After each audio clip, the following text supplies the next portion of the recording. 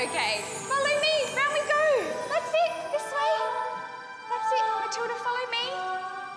There's a long-running mystery that's been going on now for over 70 years. Have your arms out, arms out. And intertwined amongst all of this is ballet. Good, and bend. If it wasn't for the ballet connection, Derek and I wouldn't have met. Our children now do toddler ballet classes. I desperately wanted to be a ballerina. Good, and then arms up and twirling again. Go, go, go! Our first daughter is named Giselle, and if you look at the ballet Giselle and in the second act, it's set in a graveyard with dancers dancing to their death pretty much. That is a bit spooky. There's an unnerving element to this case, and ballet could certainly help to unlock the mystery.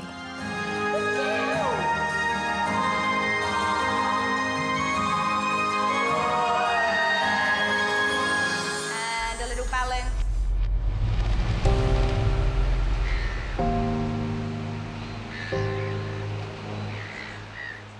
There's a dead man on the beach. Nobody knows who he is, how he died. And 70 years later, we still have very few answers. It's one of the most incredibly interesting unsolved cases that we have in our state's history. And why did he die? Apparently on his own on the beach at Somerton. And the body was just found just a bit over there. A double love story happening with two plots that have become intertwined over a long period of time. If he wasn't lying here in 1948, we would never have met. Weird, isn't it? Very strange. There are so many twists and turns in this case. It's like, are you following the yellow brick road? Are you Alice in Wonderland falling down the rabbit hole? Officially, it's still a cold case and the police file is still open, and so the ball is in the court of the police.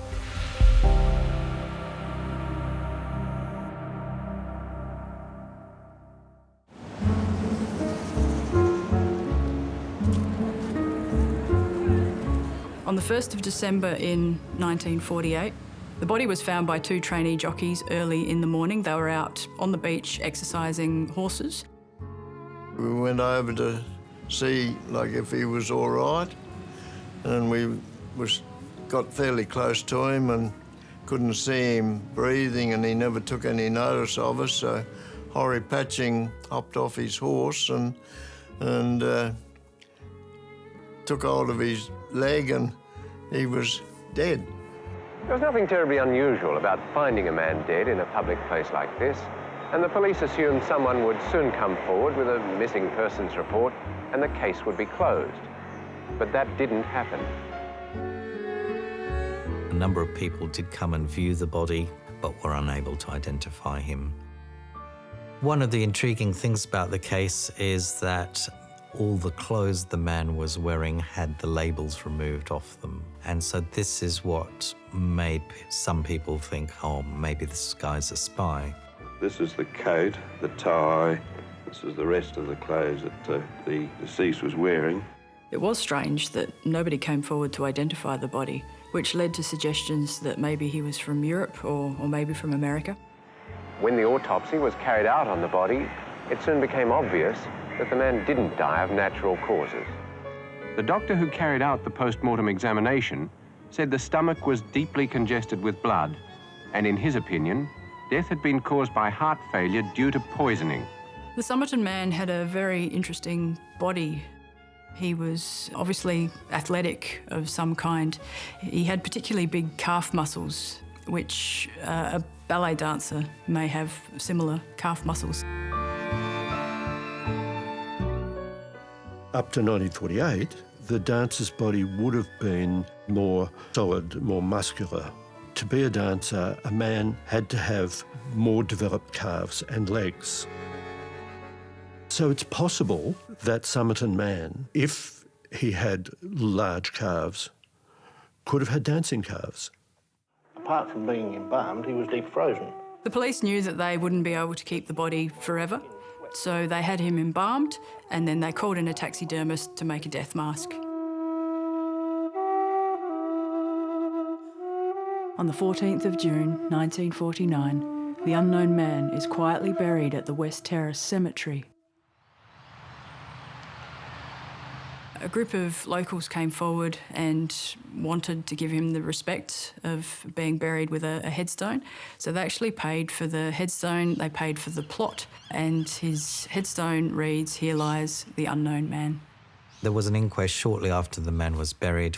The finding was that they didn't know the cause of death. I think the general consensus was that from experts in that field that he died as a result of a poison which had dissipated very quickly from the body. The coroner summed it up as being an unnatural death, and they couldn't rule out murder, strictly speaking, and so the case was left hanging.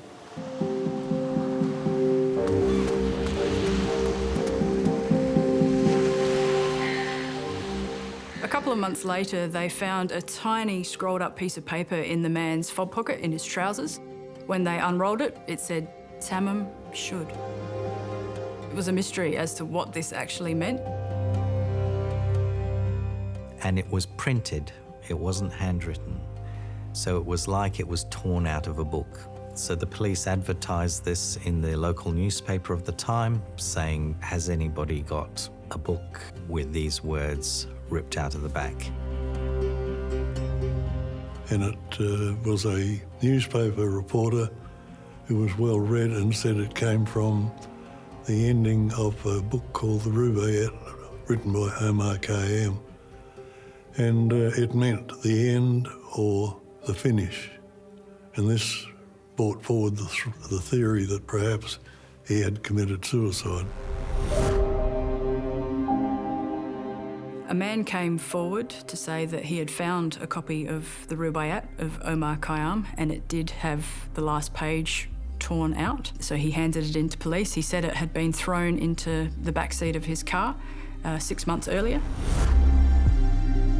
So on the back of the book were some strange letters that the police couldn't make any sense of, and a phone number that belonged to a young 27-year-old woman who happened to live only 5 minutes walk away from where the man was found dead. The police paid the young nurse a visit, but she was very reluctant to talk to them. The police took the young nurse to the Adelaide Museum to have a look at the death mask to see if she knew him. Paul LAWSON, the taxidermist, says that she nearly fainted. She was so stressed by being there.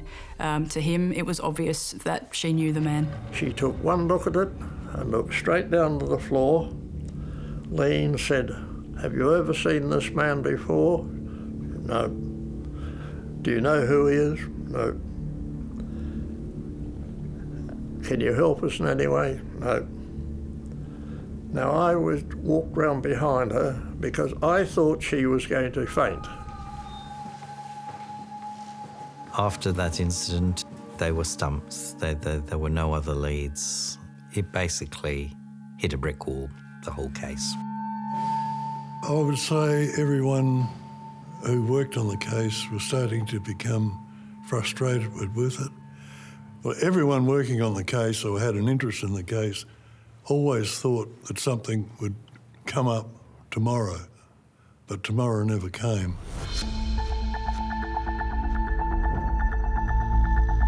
Over the decades, interest in this case has continued to grow, and it's actually considered now as one of Australia's greatest unsolved mysteries.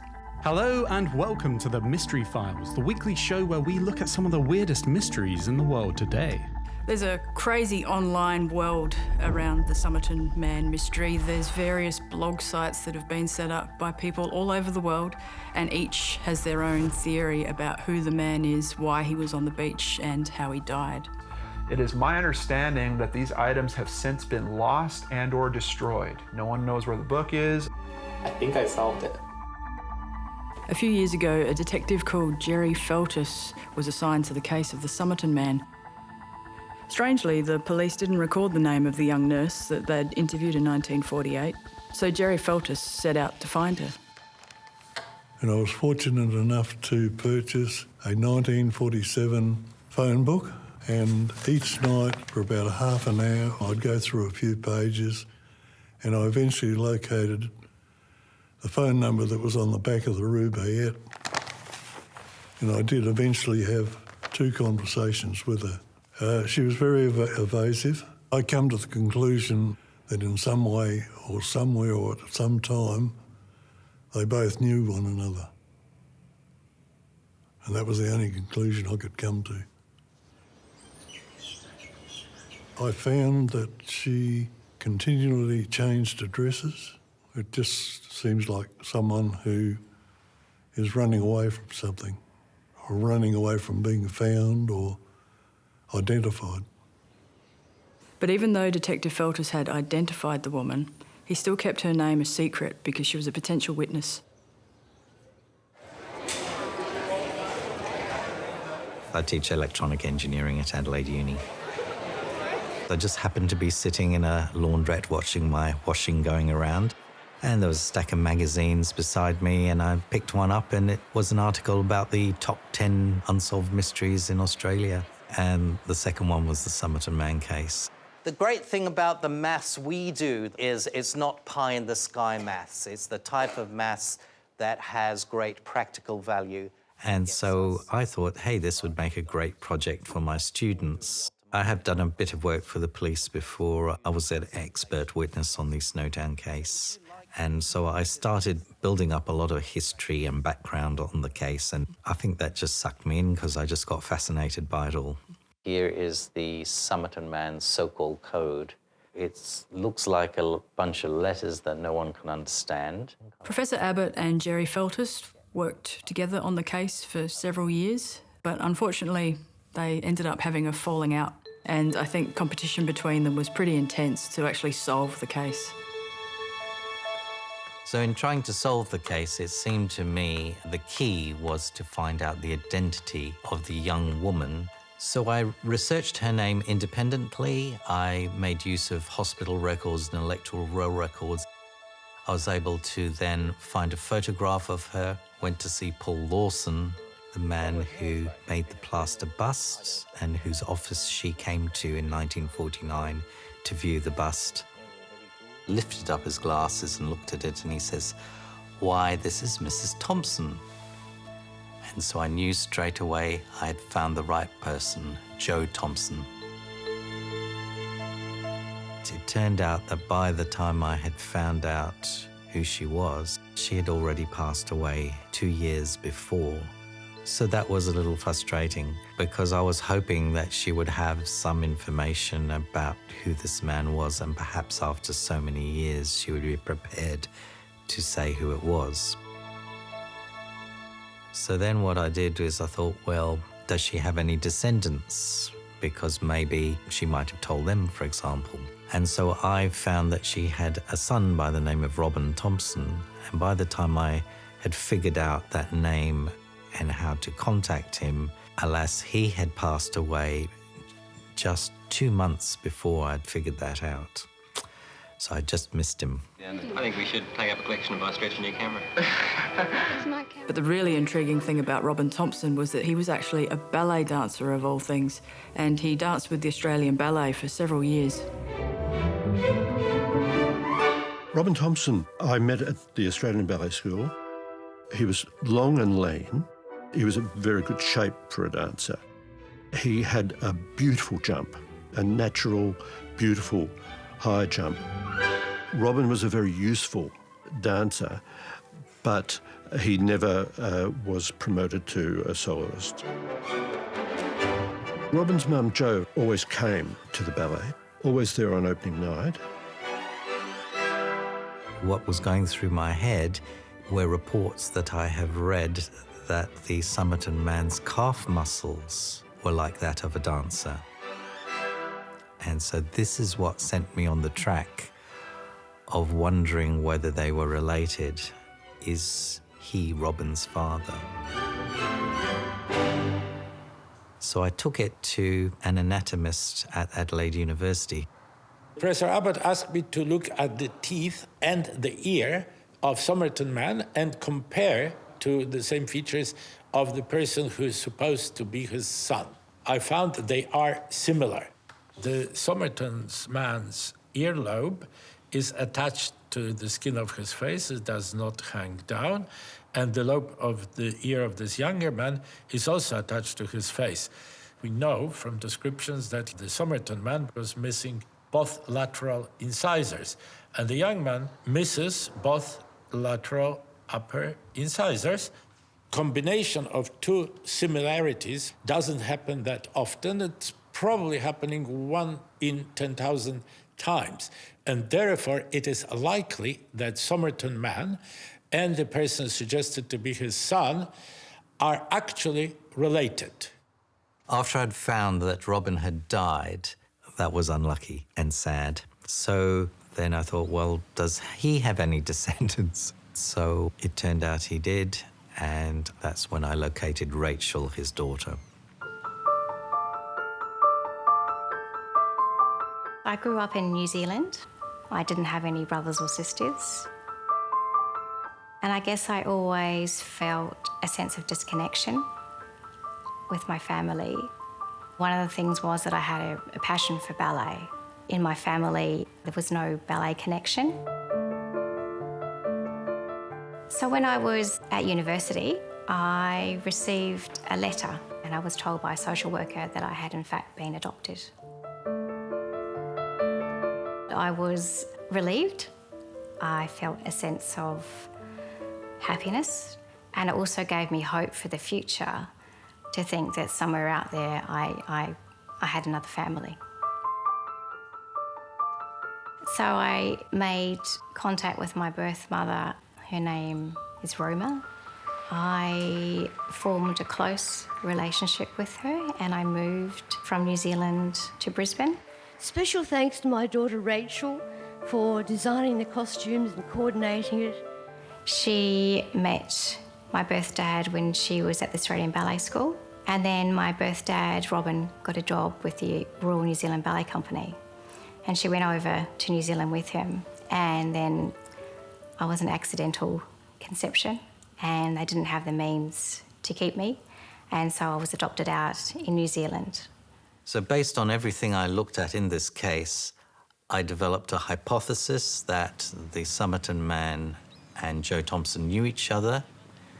They had a child, Robin Thompson, and if this is the case, then his daughter Rachel is the granddaughter of the Somerton Man.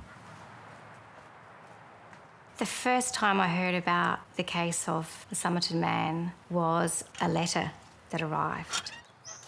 And it was sent by Professor Derek Abbott, and it just gave a background to the case. His hypothesis seemed to be way too crazy, too fanciful. It was like something that could have been made up in some fictional novel. I think it was the Omar Khayyam, the reference to Omar Khayyam made it all curious. So I went to Brisbane to meet Rachel, and we went out to dinner in a French restaurant and talked about the case. So that's what... It's not a theory, she said that. Okay, so if Granny herself said this is a book of love poetry. Derek said that he was hoping to see if that genetic link had also played out with myself, and he wanted to look at my ears and my teeth. He also was after my DNA. It's probably the first request I've had for a man to do that. By then, however, I was captivated by the case and I wanted answers, so I was a willing victim. You're too young.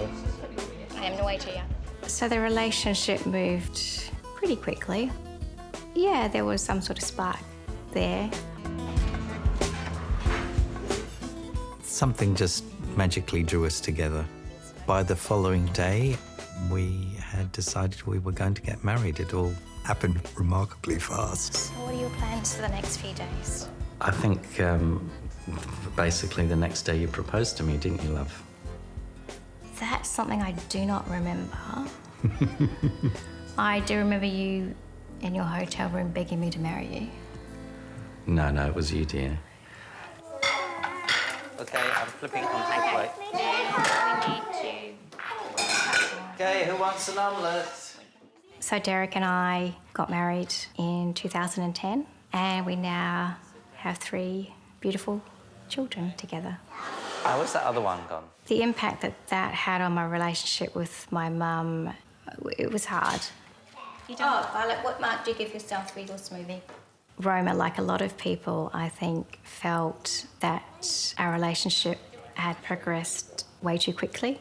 She was worried that Derek had married me for my DNA. People would say, I just married her for her DNA, and we would laugh about it.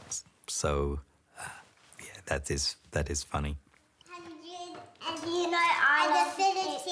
So the relationship between Roma and myself and Derek broke down, and we no longer have contact with each other. We haven't done ice cream for a while, have we? No, I have utilised Rachel's DNA already. I've been finding there are a lot of fourth cousins in the USA. It makes you wonder how that got in there. Could he have been from America?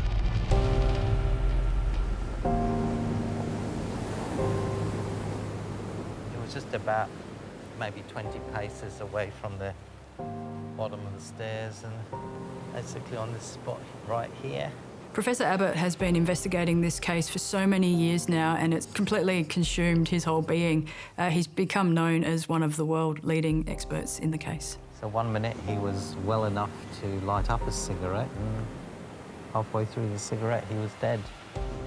How he actually died is a bit mysterious, but one theory that was forming in my mind is that perhaps he did come to see Joe Thompson and his son and died for whatever reason. They're out on the beach, and perhaps it was in her interest to de-identify him.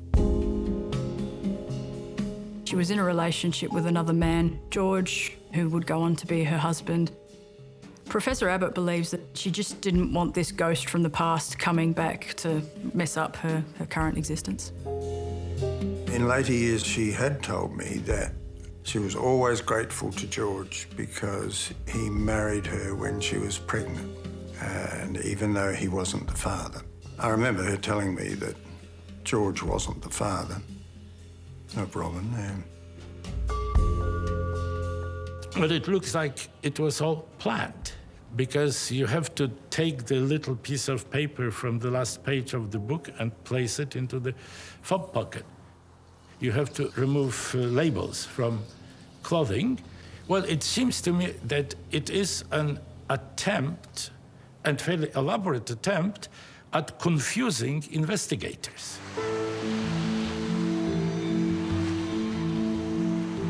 The truth may not have a fairy tale ending, and it may not have a happily ever after ending. The truth may be something that's very confronting.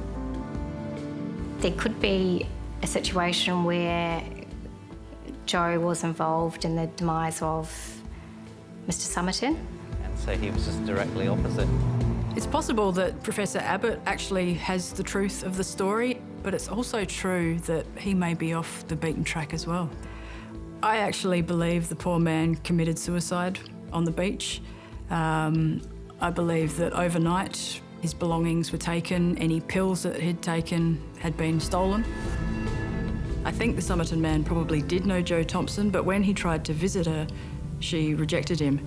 The only way to really find out now is through DNA.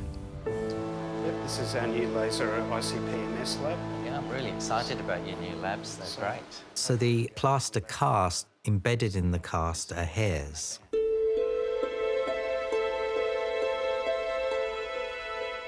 So I thought to myself, perhaps we can extract DNA from these hairs. So we managed to get some hairs. Yeah, the reflected light microscope is very, very useful at looking at the surface morphology. We are only able to extract 2% of the amount of DNA that we really need to form an identification. So we're stuck at the moment, and so this now shows there's an imperative to now go ahead and do an exhumation. I would like to retest another hair sample and double-check that result. We needed much higher concentration levels, which we could do with the Somerton man's teeth or his ear bone, for example. I studied it at law school, like many students, because it's a case of intrigue and mystery. And so, obviously, now for over 40 years, it's been on my agenda. Well, in South Australia, to exhume a body, it needs the Attorney-General's approval, for obvious reasons. And I'm quite happy to give my approval, provided the costs are met by those who apply. I would expect it would be in the order of tens of thousands of dollars. This is a breakthrough that the present Attorney-General wants it solved. Whereas the previous Attorney-General knocked back the idea, I don't think we really need to talk about the money part, that's boring. It's a detail. The money will come.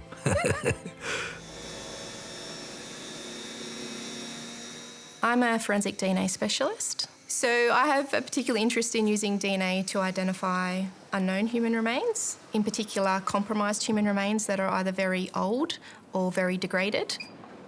I would be confident that after 70 years we would likely be able to recover some DNA. So yes, I would like to see this case resolved, as I would all of our unresolved, unidentified remains cases in Australia.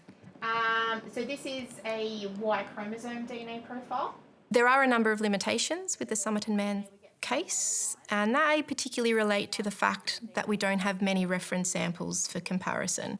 So we do have the alleged granddaughter, but my understanding is that the son was cremated. But I definitely think it's worth trying. But I think for his sake, myths or truth, I'd like to see how he died and who he is.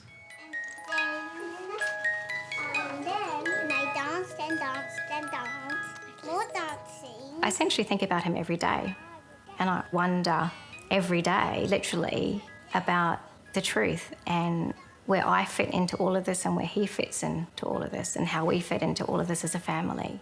And happily ever after, the end. It's the whole sequence of events and some slight change in that event and in those events, and we might not be here today.